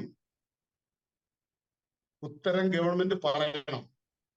അതിന് ഉത്തരമായി വീണ്ടും വനവിസ്തൃതി വർദ്ധിപ്പിക്കാൻ കർഷകരെ ദ്രോഹിക്കുന്ന നിലപാടാണ് ഗവൺമെന്റ് കൊണ്ടുപോകുന്നതെങ്കിൽ ഞാൻ അടിവരയിട്ട് പറയുന്നു, കോടതികളിലും ജനാധിപത്യ ഭരണ സംവിധാനങ്ങളിലും സാധാരണ ജനത്തിനുള്ള വിശ്വാസം നഷ്ടപ്പെടും. കോടതികളിലും ജനാധിപത്യ ഭരണ സംവിധാനങ്ങളിലും സാധാരണ ജനത്തിനുള്ള വിശ്വാസം നഷ്ടപ്പെടും. കാരണം നമ്മളെ സംരക്ഷിക്കുവാൻ കോടതിയുണ്ട്, നമ്മളെ സംരക്ഷിക്കുവാൻ നിയമമുണ്ട്, നമ്മളെ സംരക്ഷിക്കുവാൻ ഒരു ഭരണകൂടമുണ്ട് എന്ന വിശ്വാസമാണ് നമ്മളെ ഓരോരുത്തരെയും ഇവിടെ നിലനിർത്തുന്നത്. ഓക്കെ, ഡോക്ടർ ചക്കോളാമ്പറമ്പിൽ അങ്ങേക്ക് തുടരാം. ഈ വാസ്തവത്തിൽ മനുഷ്യരെ കൂടിയിറക്കി വിടുകയാണോ ഇതിലൂടെയൊക്കെ ചെയ്തുകൊണ്ടിരിക്കുന്നത്? ഞാന് വാസ്തവത്തില് പറഞ്ഞു വന്ന കാര്യം ഇതാണ്. കേരളത്തിലെ ഏകദേശം ഇന്ത്യയുടെ മൊത്തം ഭൂവിസ്തൃതിയുടെ 1% കേരളം, ഇന്ത്യയിലെ മൊത്തം ആനകളുടെ 25% ഉൾക്കൊള്ളിക്കാൻ തക്ക വിധത്തിൽ എന്ത് നിയമമാണ് ഇവിടെ നിലകൊള്ളുന്നത് എന്നൊന്നും അറിയാൻ താല്പര്യമില്ല. ഈ നിയമങ്ങളെല്ലാം കേരളത്തിൽ മാത്രമാണ് ബാധകമായിട്ടുള്ളത്. ഇവിടെ സൂചിപ്പിച്ചതുപോലെ നമുക്കറിയാം, മൈസൂര് പ്രശ്നമുണ്ടായപ്പോ, കർണാടകത്തിൽ വിഷയമുണ്ടായപ്പോ, ബംഗാളിൽ ആന പ്രശ്നമുണ്ടാക്കിയപ്പോ, അതല്ലെങ്കിൽ ബീഹാറിൽ ഉണ്ടാക്കിയപ്പോ, ഈ ആനകളെ ഇവിടെ ബഹുമാനപ്പെട്ട ജോൺസൺ സൂചിപ്പിച്ചതുപോലെ തത്സമയം തന്നെ ക്ഷുദ്രജീവികളായി പ്രഖ്യാപിച്ചുകൊണ്ട് അതിനെ വെടിവെച്ചു കൊല്ലാനായിട്ട് അവിടുത്തെ വൈൽഡ് ലൈഫ് വാർഡൻ ഉത്തരവിടാമെങ്കിൽ കേരളത്തിൽ എന്തിനാണ് 10-12 മനുഷ്യരെ കൊല ചെയ്തിട്ടും ഈ ആനകളെ വലിയ ഡിവൈൻ അല്ലെങ്കിൽ ദിവ്യത്വം കൽപ്പിച്ചുകൊണ്ട് കൊണ്ടുനടക്കുന്നത് എന്നുള്ളത് മനസ്സിലാകാതെ പോകുന്നൊരു യാഥാർത്ഥ്യമാണ്. അതിനെ അപ്പോഴേ വെടിവെച്ചു കൊല്ലേണ്ടതാണ്. അത് ചെയ്യാതെ മനുഷ്യജീവനെ യാതൊരു വിലയും കൽപ്പിക്കാതെ വന്യമൃഗങ്ങൾക്ക് വേണ്ടി മനുഷ്യനെ ബലിയാടാക്കുന്ന ഒരു നിയമം നാട്ടിലുണ്ടെങ്കിൽ ആ നിയമപരിപാലകരെയും തീർച്ചയായിട്ടും അതിനെ സപ്പോർട്ട് ചെയ്യുന്ന ഭരണ സംവിധാനങ്ങളെയും ജനം എഴുതി തള്ളേണ്ട കാലം അതിക്രമിച്ചു. അത് ചെയ്തേ മതിയാകൂ. അവരെ ഒഴിവാക്കിയേ മതിയാകൂ അതിൽ നിന്ന്. കാരണം മനുഷ്യജീവന് വിലയില്ലാതെ എല്ലാ പരിസ്ഥിതി സംരക്ഷണത്തിന്റെയും കേന്ദ്ര സ്ഥാനത്ത് നിൽക്കേണ്ടത്, മുഖ്യ പരിഗണന നൽകേണ്ടത് മനുഷ്യനാണെന്ന് പറയുന്ന യുനെസ്കോയുടെ 1992 റയോ ഡിക്ലറേഷൻ അവിടെ നിൽക്കുകയാണ്. എന്നിട്ട് ഈ മനുഷ്യനെ മാത്രം വിലയില്ലാത്തവനാക്കി കേരളത്തിൽ മൃഗങ്ങൾക്ക് എന്തോ വലിയ ഒരു അപ്രമാദിത്വം കൽപ്പിച്ച് വന്യജീവികളിലൂടെ മനുഷ്യനെ വേട്ടയാടി കൊല്ലുകയും അത് നോക്കി രസിക്കുന്ന ഒരു സമൂഹം മാറി നിന്ന് അത് രസിക്കുന്ന വിധത്തില് അതിനെക്കുറിച്ച് കമന്റുകൾ പറയുകയും ചെയ്യുന്നു. വനത്തിനോടടുത്ത് ജീവിക്കുന്ന സാധാരണക്കാരന്റെ ജീവിതം അവന് നാളെ ഉണ്ടാകുമോ എന്ന് ഉറപ്പില്ലാത്ത വിധത്തിലാണ് അവൻ കഴിയുന്നത്. അവന് സ്വന്തമായിട്ടുള്ള മതിയായ രേഖകളുള്ള ഭൂമിയിൽ കൃഷി ചെയ്ത് ജീവിക്കുന്നവനെ അവിടെ കൊല ചെയ്യപ്പെടുമ്പോ അതിനോട് സമൂഹം ഒന്നടങ്കം പ്രതികരിക്കേണ്ടതിന് പകരം അവിടെ വന്യജീവി സംരക്ഷണത്തിന്റെ നിയമം പറഞ്ഞുകൊണ്ട് അത്തരക്കാരെ പ്രൊട്ടക്ട് ചെയ്യാൻ ശ്രമിക്കുമ്പോ അത് ഞാൻ പറയുന്നത് ഒരു കാരണവശാലും ടോളറേറ്റ് ചെയ്യാൻ ഈ സമൂഹത്തിന് കഴിയില്ല. കേരളം പോലുള്ള സമൂഹത്തിന് കഴിയില്ല. കേരളത്തിൽ ഞാൻ മുമ്പ് സൂചിപ്പിച്ചതുപോലെ ഈ ആനകളുടെ അല്ലെങ്കിൽ ഈ വന്യമൃഗങ്ങളുടെ കാട്ടുപോത്താകട്ടെ, അതെങ്കിൽ കാട്ടുപന്നിയാകട്ടെ, അതല്ലെങ്കിൽ ആനകളാവട്ടെ, ഇതിന്റെ എണ്ണമെല്ലാം അതിന്റെ വനത്തിന്റെ ക്യാരിയിങ് കപ്പാസിറ്റിക്ക് കൂടുതലായി കഴിഞ്ഞാൽ അതിനെ കള്ളിങ് നടത്തുവാൻ, അതായത് നിയന്ത്രിതമായിട്ടുള്ള ഹണ്ടിങ്ങിലൂടെ അതിന്റെ എണ്ണം കുറയ്ക്കുവാൻ ആവശ്യമായ ക്രമീകരണങ്ങൾ എന്തുകൊണ്ട് കേരളത്തിൽ ചെയ്യുന്നില്ല? അതിന് ആരാണ് ഉത്തരവാദി? അതുപോലെ തന്നെ മൃഗങ്ങൾക്ക് വനത്തിനുള്ളിൽ നൽകുന്ന പരിരക്ഷ എന്തുകൊണ്ട് സാധാരണക്കാരായ ജനങ്ങൾക്ക് അവരുടെ കൃഷിയിടങ്ങൾ നൽകുവാൻ ഇവിടുത്തെ ഭരണ സംവിധാനങ്ങൾ തയ്യാറാകുന്നില്ല? അതിന് ആരാണ് ഉത്തരവാദി? ഇതിന് ഇച്ഛാശക്തി ഇല്ലാത്തവർ ഇവിടെ ഭരിക്കാൻ നിൽക്കരുത്. ഇതിന് ഇച്ഛാശക്തി ഇല്ലാത്തവർ ഇത്തരത്തിലുള്ള വകുപ്പുകൾ കൈകാര്യം ചെയ്യാൻ നിൽക്കരുത്. ഇതിന് ആർജവമില്ലാത്ത ഉദ്യോഗസ്ഥരെ ഇവിടെ വെച്ചു വാഴിക്കരുത്. അവരെ വേറെ എവിടെയെങ്കിലും നാട് കടത്തുക. അതാണ് വേണ്ടത്. ജനങ്ങൾക്ക് പരിരക്ഷ നൽകുവാൻ, ജനങ്ങളുടെ ജീവനും സ്വത്തിനും സംരക്ഷണം നൽകുവാനാണ് ഇവിടെ ഭരണ സംവിധാനം. അത് സാർ, ഇവിടുത്തെ സാധാരണക്കാരായ ജനങ്ങളെ സംബന്ധിച്ചിടത്തോളം അവർക്ക് എന്ത് ചെയ്യാൻ കഴിയും? ഇവിടുത്തെ സാധാരണക്കാരായ ജനങ്ങളെ സംബന്ധിച്ചിടത്തോളം ഇപ്പോ ജനങ്ങളുടെ ജീവനും സ്വത്തിനും സംരക്ഷണം നൽകേണ്ട ഗവൺമെന്റ് തീർത്തും ഉത്തരവാദപരമായ പ്രവർത്തനങ്ങൾ ചെയ്യുമ്പോൾ, അങ്ങനെയുള്ള നിലപാടുകൾ എടുക്കുമ്പോൾ, ഉദ്യോഗസ്ഥന്മാര് ജനദ്രോഹപരമായ പ്രവൃത്തികളിൽ അവരേർപ്പെടുമ്പോൾ ഇവിടുത്തെ സാധാരണക്കാരായ ജനങ്ങൾ, ഇപ്പൊ അങ്ങ് പറഞ്ഞു ഇവരെ തൂത്തെറിയണമെന്നൊക്കെ പറഞ്ഞു, പക്ഷെ അതെ നമുക്ക് എന്ത് ചെയ്യാൻ പറ്റും? ഇവിടുത്തെ ജനങ്ങൾക്ക് എന്ത് ചെയ്യാൻ പറ്റും? ഞാൻ പറയുന്നത് രാഷ്ട്രീയത്തിന് അതീതമായി, മറ്റ് പ്രാദേശിക ചിന്തകൾക്ക് അതീതമായി ജനങ്ങളെ ശക്തമായി സംഘടിപ്പിക്കുന്നതിൽ, ജോർജ് സാർ ഇവിടെ ഉണ്ടല്ലോ, VC ജോർജ് സാർ ഇവിടെ ഉണ്ടല്ലോ, ഇവിടുത്തെ ജനങ്ങളോട് താല്പര്യമുള്ള ഭരണാധികാരികൾ ഒന്നിച്ച്, അല്ലെങ്കിൽ ജനങ്ങളോട് താല്പര്യമുള്ള ജനപ്രതിനിധികൾ ഒന്നിച്ചു വരണം. ഒന്നിച്ചു വന്നിട്ട് ഒരു ജനമുന്നേറ്റം കേരളത്തിൽ സാധ്യമാക്കണം.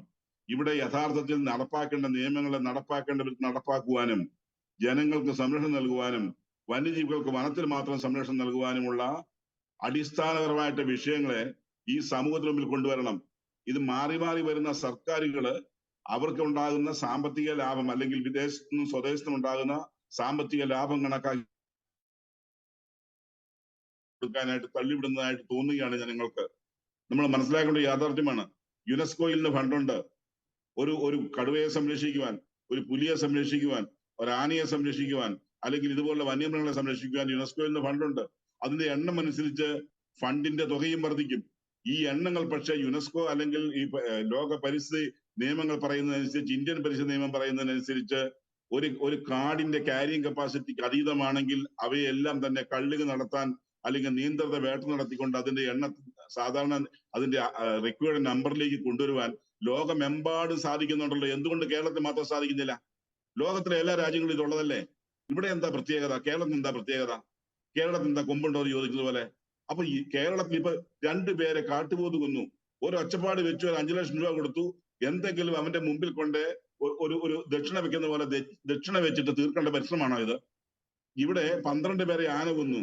ഇവിടെ സാധാരണക്കാരായ ജനങ്ങൾ സംഘടിപ്പിക്കാനായിട്ട് ജനങ്ങളോട് പ്രതിബദ്ധതയുള്ള രാഷ്ട്രീയ നേതൃത്വങ്ങൾ മുൻപോട്ട് വരികയും ഈ ജനങ്ങൾ ഒന്നിച്ച് സംഘടിച്ച് ജനങ്ങളുടെ മുമ്പിൽ മുട്ടുമടക്കാൻ പറ്റാത്ത ഒരു ഭരണാധികാരിയും ഒരു രാഷ്ട്രീയ നേതാവും ഒരു രാഷ്ട്രീയ പാർട്ടിയും ഇവിടെ ഇല്ല. ആ തരത്തിലുണ്ടാവണം. ഇത് നഗരത്തിലുള്ളവന് അവൻ്റെതായ ഇഷ്ടം പോലെ ജീവിക്കാം. അവന്റെ പരിസ്ഥിതി സംരക്ഷണത്തിന്റെ അല്ലെങ്കിൽ അവന് വേണ്ടിയിട്ട് വനത്തിനതിർത്തിയിൽ കഴിയുന്നവനെല്ലാം സഫർ ചെയ്യണം, അവനെല്ലാം സഹിച്ചോണം, അവനെല്ലാം ബലിയാടായിക്കോണം എന്ന് പറയുന്ന എന്ത് നിയമമാണ്? ഒരു നാട്ടിൽ തന്നെ 2 നീതി എങ്ങനെ നടപ്പാക്കാൻ സാധിക്കും? സ്വാഭാവികമല്ലേ ഇത്തരം കാര്യങ്ങൾക്കെതിരെ ശക്തമായി പ്രതികരിക്കേണ്ടത്? നമുക്ക് ഈ പറയുന്ന അടിസ്ഥാനപരമായിട്ട് ഇവിടെയുള്ള വന്യജീവി സങ്കേതങ്ങൾ രൂപപ്പെടുത്തുന്നിടം മുതൽ ഇത് ശ്രദ്ധിക്കേണ്ട കാര്യമാണ്. വന നിയമങ്ങളും വന്യജീവി നിയമങ്ങളും കൃത്യമായി പരിപാലിക്കാൻ തക്ക വിധത്തില് അതിനെ മാറ്റി എഴുതേണ്ട കാലം അതിക്രമിച്ചിരിക്കുന്നു. അതിനൊരു ജനമുന്നേറ്റം സാധ്യമാകില്ലേ? ജനങ്ങൾ ഒന്നിച്ചുകൊണ്ട് തീർച്ചയായിട്ടും ഇതിനെതിരെ ഇപ്പൊ നിയമം പരിഷ്കരിക്കാനായിട്ട് കേന്ദ്ര ഗവൺമെന്റ് ഇടപെടുന്നുണ്ട്. ആ പരിഷ്കരണ പ്രോസസ്സിലേക്ക്, പ്രക്രിയയിലേക്ക് ഇവിടുത്തെ സാധാരണക്കാരെ സംഘടിപ്പിച്ച് പരാതികൾ അയക്കുവാനും ഏത് വിധത്തിലാണ് അവരുടെ നിർദ്ദേശങ്ങൾ അറിയിക്കുവാനും നമ്മൾ അതിനുള്ള നടപടി സ്വീകരിക്കണം. അതിന് ഷെക്കിനാസ് പോലുള്ള ചാനലുകളടക്കം ജനങ്ങളെ ബോധവൽക്കരിച്ച് ജനപ്രതിനിധികൾ ഒന്നിച്ചേർന്ന ജനങ്ങൾ പരാതികൾ അയക്കണം. ആ പരാതികളിലൂടെ ഇത്തരത്തിലുള്ള വന്യജീവി നിയമങ്ങളെ തിരുത്തി എഴുതുവാൻ നമുക്ക് കഴിയണം. അതൊരു വശത്ത് അതിന് തയ്യാറാകുന്നുണ്ട്, കേന്ദ്ര ഗവൺമെന്റ് അതിന് തയ്യാറാകുന്നുണ്ട്. ഇപ്പോൾ അത് മറ്റ് സംസ്ഥാനങ്ങളിലൊക്കെ അത് നടപ്പിലാക്കുന്നുണ്ട്. നീൽഗൈ, ബീഹാറിലെ നീൽഗൈ എന്ന് പറയുന്ന ഒരു തരം ഒരു ഇനത്തിൽപ്പെട്ട മാനിനെ അവിടെയുള്ള കർഷകരുടെ ഭൂമിയിൽ കൃഷി മുഴുവൻ നശിപ്പിക്കുന്നതിന്റെ പേരിൽ അതിനെ വെടിവെച്ചു കൊല്ലാൻ സർക്കാർ ഉത്തരവിട്ടിട്ടുണ്ട്. അതവിടെ സാധിച്ചിട്ടുണ്ട്. കുരങ്ങനെ വെടിവെക്കുവാനായിട്ട്, അതുപോലെ തന്നെ കാട്ടുപന്നിയെ വെടിവെക്കുവാനായിട്ട് ഹിമാചൽ പ്രദേശില്, ഇതുപോലുള്ള ബംഗാളില് ഇതെല്ലാം നിയമം അവർ നടപ്പാക്കുന്നുണ്ട്. എന്തുകൊണ്ടാണ് കേരളത്തിൽ ഇതൊന്നും പാടില്ല എന്ന് പറയുന്നത്? അപ്പൊ കേരളത്തിൽ ഈ അടുത്ത ദിവസം കണ്ടു, സലീം അലി ഫൗണ്ടേഷന്റെ ക്യാമ്പസിനുള്ളിൽ നടന്ന ഒരു പയ്യനെ രാത്രി 8 മണിക്ക് ആന കയറി ആക്രമിച്ച് കൊന്നുകളഞ്ഞു. വേറെ ആരെങ്കിലും ആണെങ്കിൽ എന്തുമാത്രം ബഹളം ഉണ്ടാക്കിയനെ. ഇവിടെ നമ്മൾ ഉത്തരേന്ത്യയിൽ എന്തെങ്കിലും ഒരു സംവിധാനം, എന്തെങ്കിലും ഒരു ആൾക്കൂട്ട കൊല കാര്യങ്ങളൊക്കെ നടന്നു കഴിഞ്ഞാൽ നമ്മൾ ഒത്തിരി ഒച്ചപ്പാടിടാറുണ്ടല്ലോ. കേരളത്തിൽ ഇതുപോലെ ജനങ്ങളെ മൃഗീയമായി കൊല്ലുന്ന കേസിൽ എന്തുകൊണ്ട് ഇവിടുത്തെ സാംസ്കാരിക നായകന്മാർ ഉണരുന്നില്ല? എന്തുകൊണ്ട് ഇവിടുത്തെ രാഷ്ട്രീയ പാർട്ടി ഉണരുന്നില്ല? എന്തുകൊണ്ട് ഇവിടുത്തെ സൈബർ വിങ്ങുകൾ സജീവമാകുന്നില്ല? എന്തുകൊണ്ട് ഇവിടുത്തെ ജനങ്ങളെ സംഘടിപ്പിക്കാൻ സന്നദ്ധരായിട്ടുള്ള സാധാരണ ജനപ്രതിനിധികൾ മിണ്ടാതിരിക്കുന്നു? അവിടെ നമ്മൾ അടിസ്ഥാനപരമായിട്ട് ജനങ്ങൾ ആണ് ശക്തി എന്ന് തിരിച്ചറിഞ്ഞവരെ സംഘടിപ്പിച്ച് കൃത്യമായിട്ട് ഈ പ്രശ്നങ്ങളെ പരിഹാരം കാണുവാൻ ശ്രമിക്കണം എന്നുള്ളതാണ് എന്റെ അഭിപ്രായം. അതല്ല എന്നുണ്ടെങ്കിൽ ഈ മരണങ്ങൾ ആവർത്തിച്ചുകൊണ്ടിരിക്കും. അതിന്റെ മുമ്പേ ഒരു 5 ലക്ഷം രൂപ കൊണ്ട് എറിഞ്ഞു കൊടുത്തു കഴിഞ്ഞാൽ തീരുന്ന ഒരു വിഷയമല്ല ഇത്. ഇത് നാളെ പട്ടണങ്ങളിലേക്ക് ഇത് കടന്നു വരികയും ചെയ്യും. ഒരു സംശയവും വേണ്ട. കാട്ടാനയ്ക്ക് ടൗണിലേക്ക് എത്താൻ അധികം സമയമൊന്നും വേണ്ട. നേരെ അവൻ ഹൈവേയിലൂടെ ഇങ്ങനെ വെച്ച് പിടിച്ചോളും. അത് ഉറപ്പാണിത്. അത് സംഭവിക്കും. അപ്പോൾ മാത്രമായിരിക്കും അവരൊക്കെ കണ്ണു തുറക്കുക.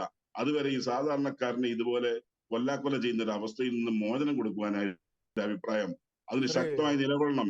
അതിന് കേരളം ഒന്നാകെ ഒരു പ്രക്ഷോഭം ആരംഭിക്കേണ്ടി വന്നാൽ പ്രക്ഷോഭം ആരംഭിക്കണം. തീർച്ചയായും അങ്ങ് പറഞ്ഞ അഭിപ്രായത്തോട് നിശ്ചയമായിട്ടും നമ്മൾ യോജിക്കുന്നു. അവസാനമായി ശ്രീ PC ജോർജ്, ഇപ്പോൾ ഡോക്ടർ ചാക്കോ കാളാമ്പറമ്പൻ അഭിപ്രായപ്പെട്ടതുപോലെ ജനങ്ങളെ സംഘടിപ്പിച്ചുകൊണ്ട് ഒരു പ്രക്ഷോഭത്തിലേക്ക് പോകുവാൻ എന്ന് പറഞ്ഞാൽ ജനങ്ങളുടെ രക്ഷയ്ക്ക് വേണ്ടി വേറെ നിർവാഹമില്ല. അങ്ങിപ്പോൾ അവിടുത്തെ MLA അല്ലെന്ന് അറിയാം. പക്ഷേ ഒരു മുൻ ജനപ്രതിനിധി എന്ന നിലയിൽ ഈ അവിടെയുള്ള ജനങ്ങളോട് പ്രതിബദ്ധതയുള്ള ഒരു രാഷ്ട്രീയ നേതാവ് എന്ന നിലയിൽ അങ്ങേക്ക് മുൻപിൽ നിൽക്കാൻ പറ്റുമോ? തന്നെ പറയട്ടെ. പിന്നെ പ്രശ്നം അതല്ലെന്ന്, കേരളത്തിലെ എന്തിനും ഏതിനും രാഷ്ട്രീയം. ഇപ്പോ കണമല കൂടി ജനങ്ങളുടെ അടുത്ത് തന്നെ രാഷ്ട്രീയം വന്നു കഴിഞ്ഞു. അവിടെ ഒരു പാർട്ടിയുടെ ആൾ കയറി ഒരു വ്യക്തി എന്ന് വളരെ സ്ട്രോങ് ആയിട്ട് വർത്തമാനം പറഞ്ഞപ്പം ഇപ്പുറം നിന്ന് വേറെ പാർട്ടിക്കാർ ഇവൻ എന്നെ ഇവിടെ കാര്യം ചോദിച്ചു കഴിഞ്ഞു. ഏതാ കണമല 2 പാവങ്ങൾ മരിച്ചു കിടക്കുന്ന സ്ഥലത്താണ്. ആ ആളെന്നെ വിളിച്ചു, ഇങ്ങനെ ചേട്ടാ എന്നോട് ഇങ്ങനെ പറഞ്ഞു, ഞാൻ എന്ത് ചെയ്യണം? ഞാൻ നീ പറഞ്ഞത് ശരിയാണ്, അവന്മാര് നിന്റെ അടുത്ത് കൂടെക്കോണം, അതാ നീ പിന്നോട്ട് പോകരുതെന്ന് ഞാൻ പറഞ്ഞു കൊടുത്തു. നമ്മുടെ കേരളത്തിൽ രാഷ്ട്രീയം അത് എന്ത് ചെയ്യും? ഇവിടെ ഇവിടെ മതം എവിടെ ഇരിക്കും? മതം രാഷ്ട്രീയമുണ്ടോ? ജാതിയുണ്ട്. ജാതി ഉപജാതിയല്ലേ ഇവിടെ ഉള്ളത്. പിന്നെ എങ്ങനെ നന്നാവും? ഇവിടെ ഒരു ഗവൺമെന്റ് ഉണ്ടെന്ന് പറയുന്നത്, ആ ഗവൺമെന്റിന്റെ സമീപനം എങ്ങനെ? ശമ്പളം കൊടുക്കാൻ കാശില്ലെന്നായിരുന്നുള്ള വേറെ കാര്യം, ഞാൻ അത് കിടക്കട്ടെ. ഞാൻ പറഞ്ഞു എങ്ങനെ പോവും മുന്നോട്ട്? ഒരു ഗവൺമെന്റ് ആണെങ്കിൽ ആ ഗവൺമെന്റിന് ഉത്തരവാദിത്വം വേണ്ടേ? ഈ കാര്യങ്ങളിൽ ഒരു നീതിയും പിണറായി സർക്കാരിൽ നിന്ന് കിട്ടുമെന്ന് പ്രതീക്ഷിക്കേണ്ട. നഷ്ടപരിഹാരം കൊടുക്കുന്നതിന് പോലും ജാതിയും ഉപജാതിയും നോക്കുന്ന ഒരു പിണറായി മുഖ്യമന്ത്രിയെ പറ്റി നമ്മൾ എന്ത് പറയാനാ? ബഹുമാനപ്പെട്ട ഡോക്ടർ 2017 ഹരിയാനയില് ഒരു ആൾക്കൂട്ട കൊലപാതകത്തിൽ കൊല്ലപ്പെട്ട ഒരു ജുനൈദിന്റെ വീട്ടിൽ മുഖ്യമന്ത്രി ഇവിടെ കാശ് ചെന്ന് കൊടുത്തു. അവിടെ കൊണ്ടുപോയി കാശ് കൊടുത്ത ആ സംഭവത്തിന്റെ വാർത്തകൾ പുറത്തു വന്നിട്ടുണ്ട്. എനിക്കറിയാതെ അങ്ങനെയുള്ള മുഖ്യമന്ത്രി അങ്ങനെയുള്ള- എന്തുകൊണ്ടാണ് കേരളത്തിലെ ഈ കർഷകർ ഇതുപോലെ ഇത്ര ദാരുണമായിട്ട് കൊല്ലപ്പെടുമ്പോൾ ഇപ്പൊ ഘട്ടം ഘട്ടമായിട്ട് കൊടുക്കാമെന്നാണ് പറഞ്ഞ് 5 ലക്ഷം രൂപ ഇന്ന് കൊടുക്കാമെന്ന് പറയുന്നു. 5 ലക്ഷം രൂപ പിന്നീട് എപ്പോഴെങ്കിലും കൊടുക്കും. അത് ഞാൻ പറയുമ്പോ എനിക്ക് മതപരമായ കാര്യങ്ങൾ പറയാൻ കഴിയില്ലാത്തതുകൊണ്ട് ഞാൻ മിണ്ടാതിരിക്കുന്നത്. ഇത് ഒരു പ്രത്യേക മതത്തിൽപ്പെട്ട ആളായിരുന്നു ഇതിനു മുമ്പ് പിണറായി കൊണ്ട് കാശ് കൊടുത്തേനെ 50 ലക്ഷം, ഒരു സംശയം വേണ്ട. അതാണിപ്പോ നടന്നുകൊണ്ടിരിക്കുന്നത്. ഞാൻ ചെയ്യട്ടെ, ബോട്ട് അപകടം ഉണ്ടായിട്ട് ഏത് റിപ്പോർട്ടിന്റെ അടിസ്ഥാനത്തിൽ അന്നേരം 10 ലക്ഷം കൊണ്ട് കൊടുത്തത്? ഏത് ക്യാബിനറ്റ് കൂടിന് കൊണ്ട് കൊടുത്തത്? കൊടുത്തതിന് കുഴപ്പമില്ല, 10 അല്ല 15 കൊടുത്താലും എനിക്ക് സന്തോഷമാണ്. വളരെ സന്തോഷമായ ഒരു ടൂറിനിടയ്ക്കുണ്ടായ ഒരു അപകടം. മനസ്സിലായില്ലേ? ആര്? ബോട്ട് ഉടമയുടെ വൃത്തികേട് കൊണ്ട്. ആ ബോട്ട് ഉടമ ആരാണ്? ഒരു മന്ത്രിയുടെ മെയിൻ ആളാണ്. ആ മന്ത്രിയുടെ നിർബന്ധത്തിന് വഴങ്ങിയാണ് അനധികൃത ബോട്ട് ഓടിച്ചതെന്ന് വരെ തെളിഞ്ഞു കഴിഞ്ഞു. എന്നിട്ട് എന്തുണ്ടായി? നട്ടുകാരൻ 10 ലക്ഷം കൊടുത്തു. ഇവിടെ കൃഷിക്കാരൻ വീട്ടിലിരുന്നിട്ട് തലക്കറി കാട്ടുപോത്ത് മെനഞ്ഞു പോയതാ. എന്നിട്ട് 5 ലക്ഷം കൊടുക്കാം, 5 ലക്ഷം നോക്കാം. ആരാ ഇവർ ഇതൊക്കെ പറയാം? കേന്ദ്ര ഗവൺമെന്റ് പ്രഖ്യാപിച്ചപ്പോൾ നഷ്ടം കൊടുക്കണ്ടേ? അതാ കൊടുക്കാൻ ഇവനൊന്നും ബുദ്ധിമുട്ടില്ലല്ലോ. ഏതായാലും വളരെ അപകടകരമായ നിലയിലാണ് പോകുന്നത് കേരളത്തിലെ ജനങ്ങൾ. കേട്ടോ, ഈ ബഹുമാനപ്പെട്ട ഡോക്ടർ പറഞ്ഞതുപോലെ സംഘടിക്കാൻ തയ്യാറായാൽ ഒരു സംശയം വേണ്ട, ഞാൻ മിന്നെ നിൽക്കുന്നില്ല, പുറകെ നിന്നോളാം, എല്ലാ സഹായം ചെയ്യാൻ ഞാൻ തയ്യാറാണ്, ഒരു സംശയം വേണ്ട. ഇത് വിടാൻ പറ്റില്ല. നാളെ ഏതായാലും ഞാൻ പോകുന്നുണ്ട്, അവിടെ ചെന്ന് ആളുകളെ കാണുന്നുണ്ട്. ഞാൻ ഇന്ന് പോകാഞ്ഞത് ഈ ബഹളം മുഴുവൻ ഞാൻ ഉണ്ടാക്കിയെന്ന് പറയുമാർ, അതുകൊണ്ട് ഞാൻ പോകാഞ്ഞതാണ്. നാളെ പോകുന്നുണ്ട്, സംസാരിക്കും. എന്റെ നാടാ നീ. അവിടെ 27 കിലോമീറ്റർ ഫെൻസിങ് ഇട്ടതാ ഞാൻ ആ മേഖല. എനിക്കെല്ലാം ഓരോ വ്യക്തികളെ പോലും പേര് പിടിച്ച് പറയാൻ കഴിയും. നമ്മുടെ പഞ്ചായത്ത് പ്രസിഡന്റാണ് സുബി, പോയെന്ന് തോന്നുന്നു. ആ സുബിയോട് ചോദിച്ചാൽ അറിയാം എത്ര കൊല്ലമായിട്ടുള്ള ബന്ധം അവിടെ. ആ കടമല സ്കൂള്, ഇതെല്ലാം ഞാനുമായി ബന്ധപ്പെട്ട മേഖലകളാണ്. വലിയ മനപ്രയാസം ഉണ്ട് അതുകൊണ്ട്. പക്ഷെ ഇത് അംഗീകരിക്കാൻ പറ്റാത്ത നിലയാണ്. ഇത് ഗവൺമെന്റ് ഇങ്ങനെ പോയാൽ ഈ വിഷയത്തിൽ തന്നെ മുറുകെ പിടിച്ചുകൊണ്ട് വലിയ പ്രക്ഷോഭത്തിലേക്ക് കേരളത്തിൽ ജനങ്ങളെ കൊണ്ടുവരാൻ കഴിയുമോ എന്ന കാര്യം വളരെ വിശദമായി ചർച്ച ചെയ്യും എന്നാണ് എനിക്ക് പറയാനുള്ളത്. ജോൺസൺ, മാധ്യമപ്രവർത്തകൻ ജോൺസണോട് ഒരു കാര്യം പറയാം. ചാക്കോ സാറ് പറഞ്ഞതുപോലെ തന്നെ ജോൺസന്റെ ചോദ്യമുണ്ട്, ഈ മൃഗങ്ങളെ അങ്ങോട്ട് സംരക്ഷിക്കാൻ പാടില്ല, കാർബൺ ക്രെഡിറ്റ് വേണ്ടി കോടികൾ വരുന്നുണ്ടല്ലോ, ഈ കള്ളന്മാരെല്ലാം കട്ട് ഒടുക്കത്തെ തിന്നുന്നുണ്ടല്ലോ. ഈ വൃത്തികെട്ടന്മാരെല്ലാം കൂടെ ഈ ഫോറസ്റ്റ് ചുറ്റും അതുപോലെ വേലിയും കിട്ടിയാലല്ല കുഴപ്പം? മൃഗങ്ങളെ രക്ഷിക്കാൻ, കൃഷിക്കാരനെ രക്ഷിക്കേണ്ടെന്ന്, മൃഗങ്ങളെ രക്ഷിക്കാൻ വേണ്ടി ചുറ്റും വേലിയും കെട്ടണം, ഇരുമ്പ് വേലി കെട്ടണം. എന്നാ കുഴപ്പം? ആ മൂന്നാർ ചെയ്തതുപോലെ, മൂന്നാർ ചന്ദനം രക്ഷിക്കാൻ ചെയ്തിട്ടുണ്ടല്ലോ ഇരുമ്പ് വേലി, അതുപോലെ അതിന് ഇച്ചോട് ശക്തി കുറഞ്ഞ വേലി വെച്ചാൽ മതിയല്ലോ. അപ്പൊ നടക്കും. ഇത് വേണ്ട എന്ന് വെച്ചിട്ടാണ്. ഇത് ഒരു സർക്കാരിന് ഈ മേഖലയിൽ 10 ചക്രം ഉണ്ടാക്കാന്നുള്ള ഇതുവരെ പിണറായിക്ക് ആരും ഉപദേശം കൊടുത്തിട്ടില്ലെന്ന് എനിക്ക് തോന്നുന്നു. അല്ലെങ്കിൽ പിണറായി ചാടി വീണേനെ. ഏതായാലും ഇതിനെ കേട്ടോ, ജോൺസൺ പോലുള്ളവർ ഇതിന്റെ ഈ കാർബൺ ക്രെഡിറ്റ് വേണ്ട അടിച്ചു മാറ്റുന്നുണ്ട്. അതിങ്ങനെ മുഖ്യമന്ത്രിക്ക് വേണേൽ മാറ്റാൻ കഴിയും എന്ന് പറഞ്ഞൊന്ന് ഒരു റിപ്പോർട്ടൊക്കെ കൊടുത്താൽ ചിലപ്പോൾ പിണറായി ചാടി വീഴാൻ സാധ്യതയുണ്ട്. അങ്ങനെ എന്തെങ്കിലും ചെയ്യണമെന്നാണ് എനിക്ക് പറയാനുള്ളത്. ഏതായാലും സെക്കൻഡെങ്കിലും ഈ ഒരു വിഷയം ശക്തമായി എടുത്തു എന്ന് കാണുന്ന സന്തോഷം. ഇവിടെ നമുക്ക് ജീവിച്ചേ മതിയാകത്തുള്ളൂ. ഗവൺമെന്റ് സംവിധാനങ്ങളും അതുപോലെ തന്നെ സർക്കാർ ഉദ്യോഗസ്ഥർ ഇവരൊക്കെ സാധാരണ ജനങ്ങൾക്ക് വിഘാതമായി പല നിയമങ്ങളുമായിട്ട് നിൽക്കുമ്പോഴും സാധാരണക്കാരെ സംബന്ധിച്ചിടത്തോളം അവർക്ക് അവരുടെ ജീവൻ മരണ പോരാട്ടമാണിത്. ഈ പ്രതിസന്ധിയെ മറികടക്കുവാനായിട്ട് മുന്നിൽ നിന്ന് നയിക്കുവാൻ അങ്ങയെപ്പോലെയുള്ള മറ്റു നേതാക്കന്മാരും കടന്നു വരട്ടെ. ശക്തമായി തന്നെ നമുക്ക് പ്രതികരണങ്ങളുമായിട്ട് മുന്നേറാം. വളരെ നന്ദി. ഈ ചർച്ചയിൽ പങ്കെടുത്ത Shri PC George, doctor Chacko Kalamparambil, Shri Johnson Kochuparamban, 3 പേർക്കും നന്ദി.